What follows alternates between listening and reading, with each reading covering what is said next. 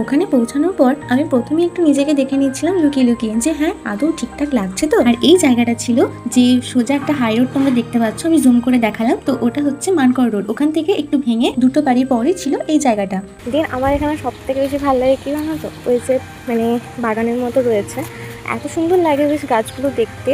দিন এখানকার গাছগুলো ভালো লাগে। আর একটা ভালো লাগে সামনে একটা রয়েছে, দেখো বেশ একটু বেশ গোল করে কাটছাট করা রয়েছে, ওখানেও ফুল ধরে আছে, প্লাস দেখতেও খুব সুন্দর লাগে।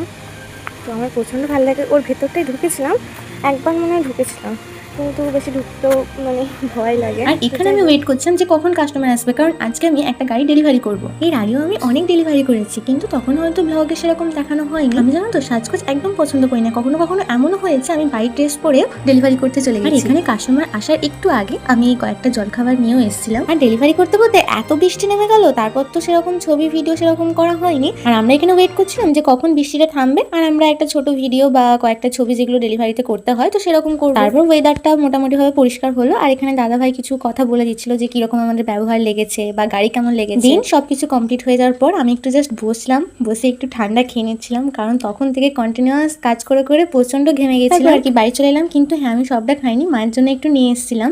আর আমার বাড়ি আসতেই 5টা বেজে গেছিল, এত টায়ার্ড লাগছিল। তারপর আমি মাকে এসে এখানে দিলাম, মা তখন শুয়েছিল, মা শুয়ে শুয়ে একটু বেড়া খেলো, দেন আমি তো আবার গোটাটা খেয়ে নিলাম। ভিডিওটা এইটুকু, কেমন লাগলো অবশ্যই জানিও।